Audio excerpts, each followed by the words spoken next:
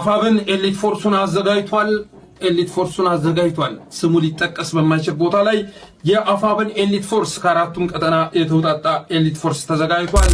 በዚህ በቅርቡ መንግስት ይወድቃል የሚለው ፉከራ አሁንም ከሚዲያ ጋጋታ አልራቀም። ስቲል ይሄ ጉዳይ ገበያ አለው። ስቲል ይሄ ጉዳይ ተናጋሪዎች አሉት። ስቲል ይሄ ጉዳይ የሚያምኑበት ሰዎች አሉት። እንደዚህ ሰው የሚል ርዕስ መርጠናል። አንድ ሐሙስ የቀረው ንጉስ አብይ አህመድ ከቤተ መንግስት ሊባረር በኔ አስተሳሰብ አንድ ሐሙስ ቀርቶታል ብዬ አስባለሁ። ብስራት የያዘ ክረምት መና ያዘለ ደመና ኢትዮጵያ ላይ አንዣቧል። አለሁ የሚለው ስርዓት እንደሌለ ሊሆን አንድ ሐሙስ ቀርቶታል ብዬ አስባለሁ። አፋብን ርዕስ መርጠናል። አንድ ሐሙስ የቀረው ንጉስ አብይ አህመድ ከቤተ መንግስት ሊባረር በኔ አስተሳሰብ አንድ ሐሙስ ቀርቶታል ብዬ አስባለሁ። ብስራት የያዘ ክረምት መና ያዘለ ደመና ኢትዮጵያ ላይ አንዣቧል። አለሁ የሚለው ስርዓት እንደሌለ ሊሆን አንድ ሐሙስ ቀርቶታል ብዬ አስባለሁ። አፋብን ኤሊት ፎርሱን አዘጋጅቷል። ስሙ ሊጠቀስ በማይችል ቦታ ላይ የአፋብን ኤሊት ፎርስ ከአራቱም ቀጠና የተውጣጣ ኤሊት ፎርስ ተዘጋጅቷል። በአሶሳም በለው በሰንዳፋም በለው በሱሉልታም በለው አብይ አህመድን የሚያስወግድ የለውጥ ንፋስ እየነፈሰ ይገኛል። በአባላ ብትል በውጫሌ በቶጎጫሌ በሁሉም አቅጣጫ በቶጎጫሌም ስትመጣ ኦብነግ እየተዘጋጃጀ መሆኑን ትረዳለህ። በውጫሌ በኩል ምኒልካውያን ሰፊ ስራ እየሰሩ ይገኛሉ። በአባላ በኩል ኦጎጎሙ እንደዚሁ እንቅስቃሴ ውስጥ እንዳለ ይታወቃል።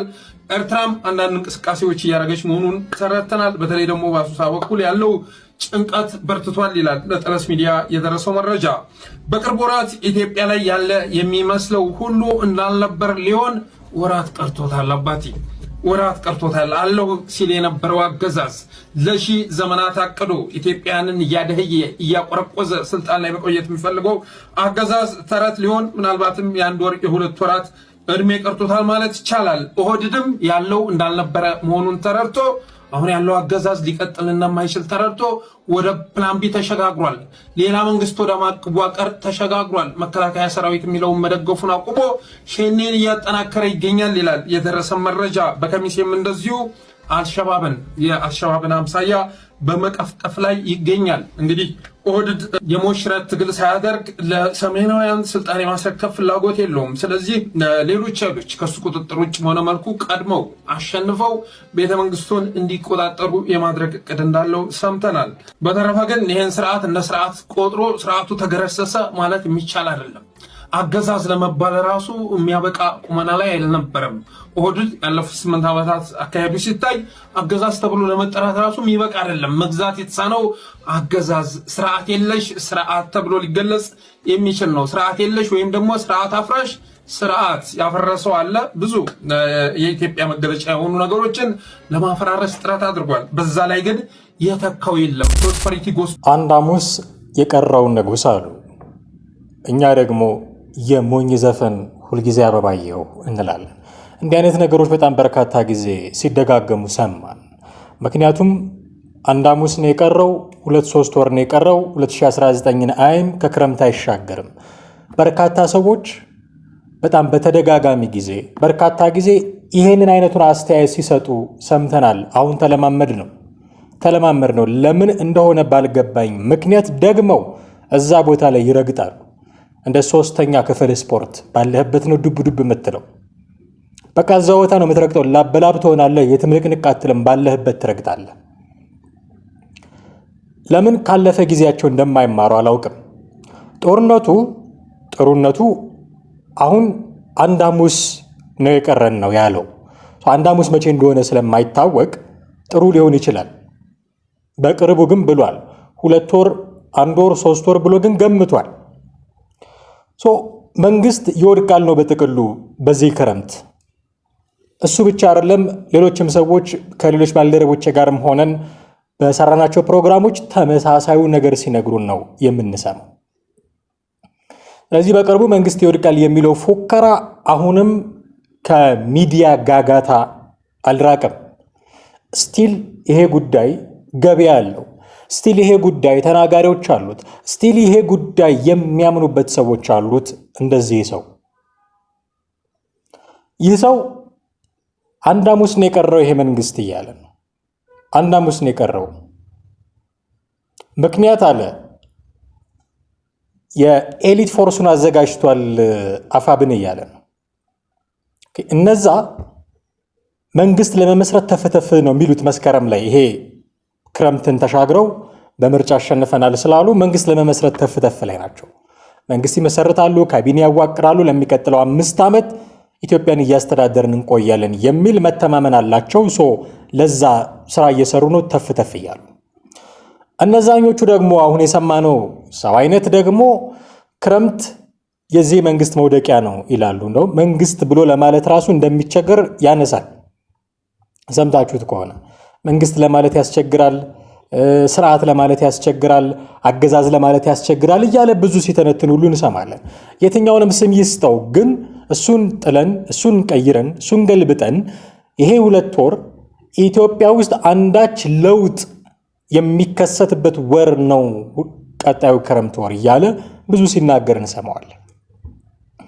ለዚህ መተማመኛ ያደረገው የአፋብንን ኤሊት ፎርስ ነው። ኤሊት ፎርስ አለን እያለ ነው።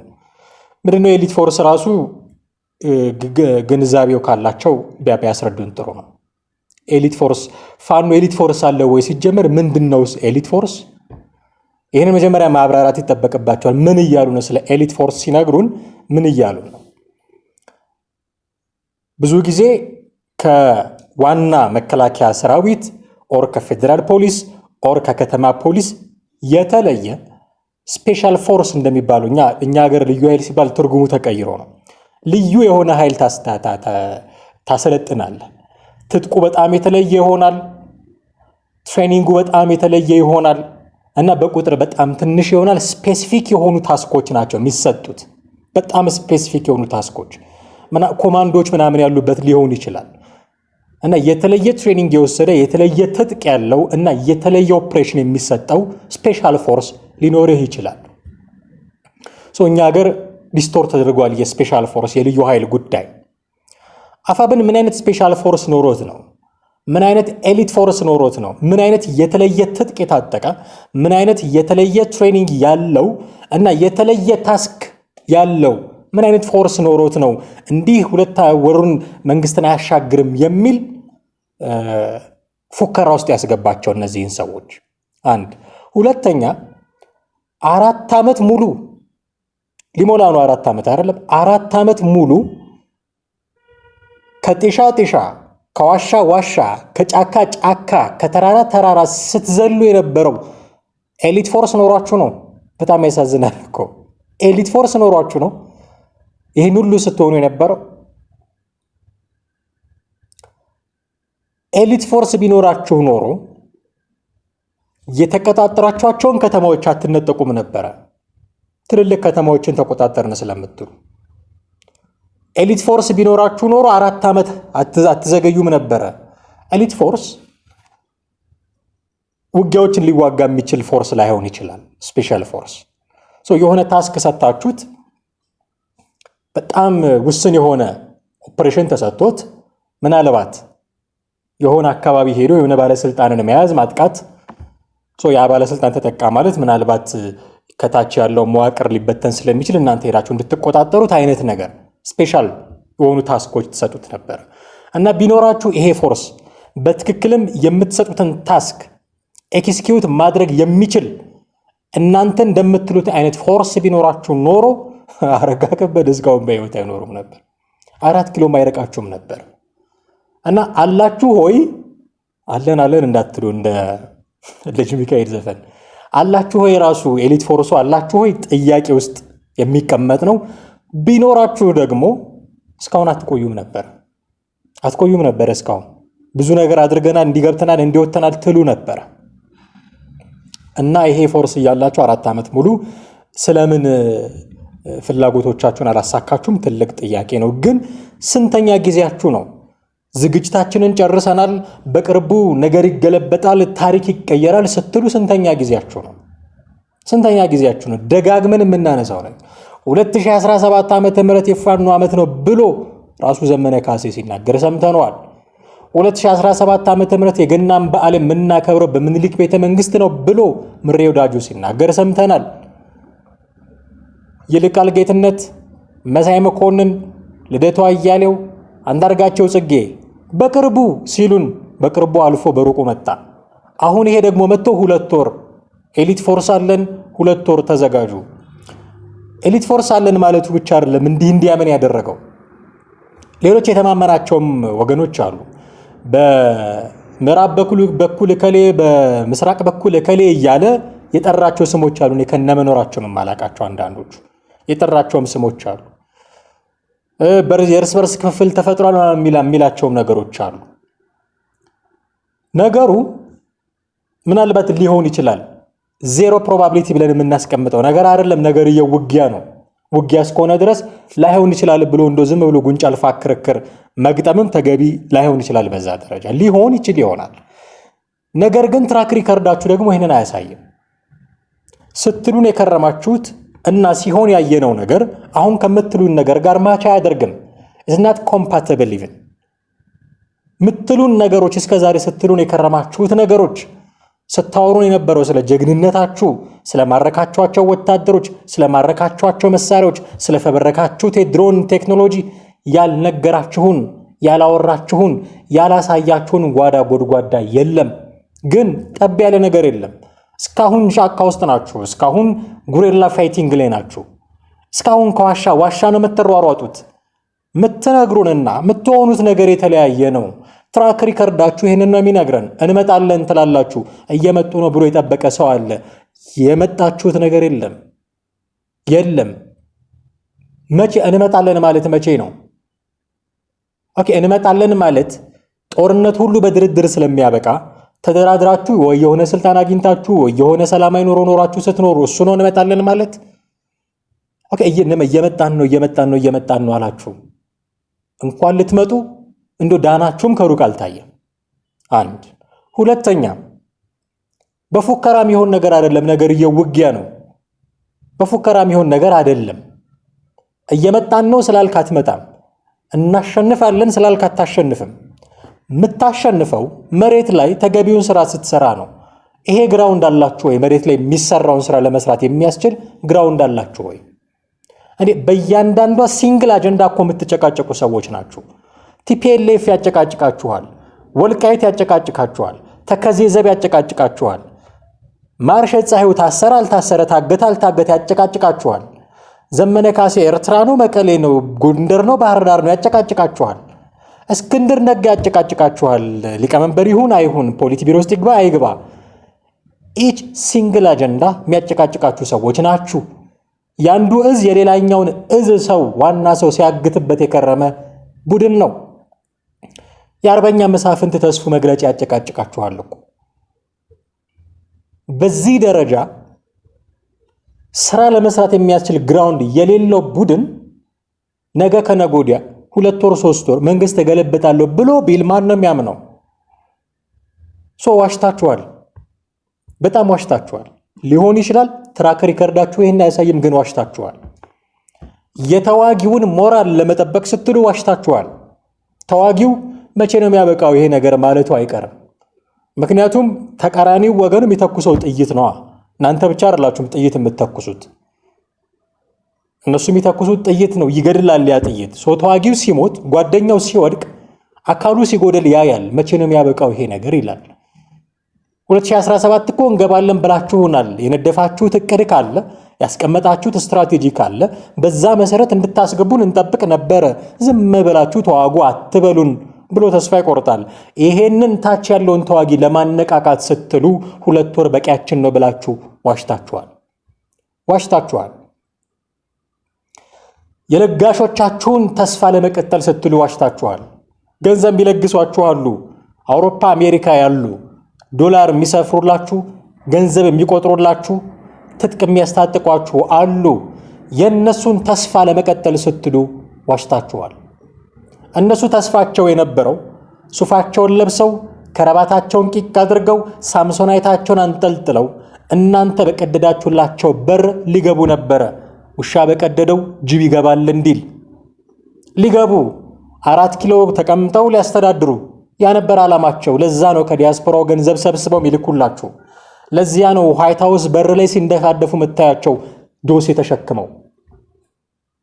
ይልቃል ጌትነት በሉት አንዳርጋቸው ጽጌ በሉት የተኛውንም ፖለቲከኛ ጥሩ ገንዘብ አሰባስበው የሚልኩላችሁ እናንተ ሞታችሁ እነሱ 4 ኪሎ ሊገቡ ነው።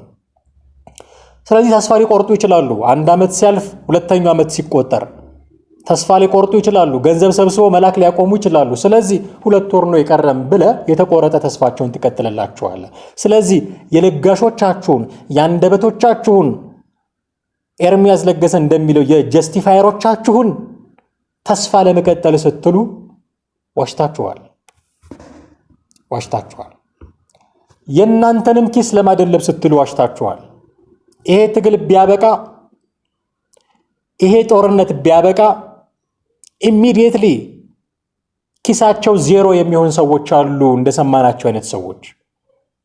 ይሄንን ጦርነት በማራገብ ነው እንጀራቸው የሚያበስሉት አንዳንዶቹ። ይሄ ጦርነት ቢያበቃ የሚበሉት የሚጠጡት የሚቀምሱት ቁራሽ እንጀራ የሚለብሱት እላቂ ጨርቅ ድቃቂ ሳንቲም የማይኖራቸውም። ስለዚህ ኪሳቸውን ለማደለብ ሲሉ ይዋሻሉ። ያቀጣጥሉታል ትግሉን 3 ወር 2 ወር ነው የቀረው እያሉ እሱን ፊውል በማድረግ ነው ኪሶቻቸውን የሚሞሉት አብዛኞቹ። የረባ ፖለቲካል አናሊሲስ ሲሰጡ ላታያቸው ትችላላችሁ። በቃ ጦርነትን ማራገብ ብቻ እንጀራቸው የሆነ ጦርነት ቢቆም ጦርነት ከክልሉ ቢወገድ ጦርነት መደረጉ አቁሞ ሰላም ቢፈጠር ምን ያገኛል ህዝቡ የሚል የአንቲ ጦርነት ኤክስፕላኔሽን እንኳን የላቸውም። ሁልጊዜ ጦርነትን ብቻ ነው የሚያራግቡት። ጦርነት አስቀርቶ ፍላጎቶቻቸውን ጥቅሞቻቸውን ያለ ጦርነት ማስኬድ የሚችሉበት አንድ አጀንዳ የላቸውም። አንድ በሰላማዊ ትግል ፍላጎቶቻቸውን የሚያስፈጽሙበት ኢቨን ሲንግል አጀንዳ የላቸውም። ሁልጊዜ ጦርነት ፖለቲካሊ ዴድ ከሆነ ማይንድ የሚመጣ የጭንቀት አስተሳሰብ፣ ሁልጊዜ ጦርነት። ይሄ ጦርነት በተፋፋመ ቁጥር ኦፍኮርስ ኪሳቸው ይሙላል። ሰው ለምን አያጋግሉትም? ስለዚህ ማጋጊያው አንዱ መንገድ ምንድነው? ነገ ከነገ ወዲያ እንገባለን 4 ኪሎ 2-3 ወር ነው የቀረን። 1 ሐሙስ ነው የቀረን። 1 ሐሙስ ቀርቷችሁ ሊሆን ይችላል። በእናንተ አመለካከት ትንሽ ጊዜ ቀርቶናል ብላችሁ አስባችሁ ሊሆን ይችላል። አለን የምትሉት ኤሊት ፎርስ ሊኖር ይችላል። የት እንደሆነ አልናገርም ብሏል። ወታደራዊ ሚስጥር መጠበቁ ነው በሱ ቤት። የት እንደሆነ አልናገርም ብሏል። ሊኖራችሁ ይችላል እሱ ሁሉ፣ ግን ስታደርጉት አላየንም። ስለዚህ አሁን ምንድነው የምንጠብቀው? እኛ ኤክስፔክት የምናደርገው ፉከራውን ተዉ፣ ፕሮፓጋንዳውን ተዉ፣ ምትሉትን ነገር ሁሉ ተውና አድርጋችሁ አሳዩ። ያኔም ያምናችሁ ሰው ታገኛላችሁ። አድርጋችሁ አሳዩ። እያደረጋችሁት ያለው እየሞከራችሁት ያለው ሙከራ ምን እንደሆነ ይገባናል፣ ግን ከቻላችሁ አድርጋችሁ አሳዩት። እየሞከራችሁ ያለው ቅድም እንዳልኩት የተዋጊውን ሞራል ለመጠበቅ ነው። የገንዘብ ለጋሾቻችሁን ተስፋ ለመቀጠል ነው። የእናንተንም ኪስ ለማደለብ ነው። ዊነውዛት ግን እንደዚህ አይደለም ካላችሁ ነው እኛ የገመገምነው ግምገማ የሚያሳየው ይሄንን ነው ካላችሁ ፉከራውን ተውት እና አድርጋችሁ አሳዩ። ቅርብ እኮ ነው 2 ወር፣ በጣም ቅርብ ነው 2 ወር። በጣም 60 ቀን ነው። 4 ዓመትም አልፏል በትግል እንኳን በፕሮፓጋንዳ እንኳን በፉከራ። ስለዚህ ቅርብ ነው። 2 ወሩ አልቆ ነሐሴ ጳጉሜ መጥቶ መስከረም ላይ እስቲ ያላችሁትን አድርጋችሁ አሳዩን። ተውትና ፉከራው። ስለዚህ 1 ሐሙስ ነው የቀረን የሚለውን ትታችሁ ሐሙሱን አቀርባችሁ አሳዩ። ሁልጊዜ በፉከራ ሁልጊዜ ፕሮፓጋንዳ በመስራት ሁልጊዜ ሚዲያ ላይ በመጮህ የሚለወጥ ነገር የለም። እኛ ግን እንላለን ፉከራው አይደለም የአማራን ሕዝብ የሚጠቅመው፣ ጦርነቱ አይደለም የአማራን ሕዝብ የሚጠቅመው፣ ሰላሙ ነው የሚጠቅመው። ሰላሙ ነው። ጦርነቱማ ተማሪዎቹን ቤት አስቀመጠበት። ጦርነቱማ እናስተምራለን ብለው ትምህርት ቤት የሄዱ መምህራንን በእናስረስ ማረ ዳምጤ የስልክ ትእዛዝ አስፈጀበት። ጦርነቱማ ለሰማይ ለምድር የከበዱ ሽማግሌዎችን የሽበት ዘውድ የደፉ ሽማግሌዎችን በንብርክክ አስኬደበት። ጦርነቱማ ሴቶች ተገደሉበት ሰላይ ናቸው ተብሎ። ጦርነቱማ በአደባባይ እጅ የሚቆረጥበት ሆነ አየን። ጦርነቱ ብዙ ነገር አደረገ። የአማራን ህዝብ አልጠቀመም። ጦርነቱ ሲጀመር ምንድነው ወለጋ ላይ አሩሲ ላይ ሻሸመኔ ላይ የሚሞተውን አማራ ማስቀረት ነበር የተባልነው ዓላማው። ግን ጦርነቱ ባህር ዳር ላይ የሚሞት አማራ ፈጠረ። ጎንደር ላይ የሚገደል አማራ ፈጠረ። ጦርነቱ መንገድ የሚዘጋ አምቡላንስ የማያንቀሳቅስ ወላድ የምትጨነቅበት ሆነ። ስለዚህ አልጠቀመውም። ጦርነቱ ሊጠቅመውም አይችልም። የሚጠቅመው ሰላም ነው። ጥያቄዎች የሉም ማለት አይደለም፣ ሊኖሩ ይችላሉ። እነሱን ሰላማዊ በሆነ መንገድ ማስፈጸም ይቻላል። ሰላማዊ ትግል የሚባል አማራጭ አለ ስትሉ ምን ሰማችሁ? ይሄ መንግስት ህልውናውን ለመጠበቅ ጦርነት ይወዳል፣ ይፈበርካል ነው የምትሉት። ጦርነቱን እያደረጋችሁ ለፍብረካው እየተስማማችሁለት ነው። እንደዛ ከሆነ ይወዳል ጦርነት ካላችሁ እያደረጋችሁ የሚወደውን ነገር እያደረጋችሁለት ነው። የሚጠላው ሰላማዊ ትግል ከሆነ በሰላማዊ ትግል አሸንፉት። ጦርነት የአማራን ህዝብ አልጠቀመውም። ስለዚህ ከጦርነት የሚላቀቅበትን መንገድ ፈልጉለት። ኢፍ ዩ አር ፖለቲሽያን ፖለቲከኛ ነን ካላችሁ፣ ዓላማችን ፖለቲካዊ ስልጣን መያዝ ነው ካላችሁ ሌላ መንገድ ቀይሱ። በጦርነት የሚሆን ነገር አይደለም። ራሱ ኢንጂነር ይልቃል ጌትነት ሲናገር ሰምታችሁታል። ይሄ ዘመን በትጥቅ ትግል አሸንፈን ስልጣን የምንይዝበት አይደለም። ቴክኖሎጂካሊ ዜ አር አድቫንስድ ብሏል። 4 ኪሎ የተቀመጡትን ሰዎች በጨለማ በዝናብ እየዘነበ በደመና መዋጋት መግደል የሚያስችል አቅም ፈጥረዋል። እኛ ገና በቆመ ጠብቀኝ ነው የምንዋጋው። ሰው ቴክኖሎጂካሊ አንችላቸውም። በጦርነት አሸንፎ መግባት ከባድ ስለሆነ ህዝባዊ ቢተኝነት እንጨምርበት፣ ሁሉን አቀፍ ይሁን ትግላችን የሚል አቅጣጫ ሲያስቀምጥ ሰምታችሁታል። እናንተ ደግሞ በቃ መሳሪያ ይዤ ልሙት። ሰው የሚጠቅመው ነገር አይደለም። ለእናንተም ለትግላችሁ የሚጠቅም አይደለም፣ ለህዝቡም የሚጠቅም አይደለም። እና ነገ ከነገ ወዲያ 2 ወር 3 ወር እንገባለን የሚል ፎከራችሁን ትታችሁ ከቻላችሁ አድርጋችሁ አሳዩ። ግን እሱም አይጠቅምም። ምክንያቱም ባለጊዜ ነው የሚያሸንፈው፣ አቅም ያለው ነው የሚያሸንፈው። አምኖ የሚሸነፍ ሰው በጦርነት ውስጥ የለም። አምኖ የሚሸነፍ ሰው የምናገኘው በሰላማዊ ትግል ነው። ያንን ሰላማዊ ትግል ለማድረግ የሚያስችል ስትራቴጂ ከሌላችሁ ዝም ብሎ ውሃ ቀዳ ውሃ መልስ በሆነ ጦርነት ውስጥ ህዝቡን አታሰቃዩ ተባካችሁ።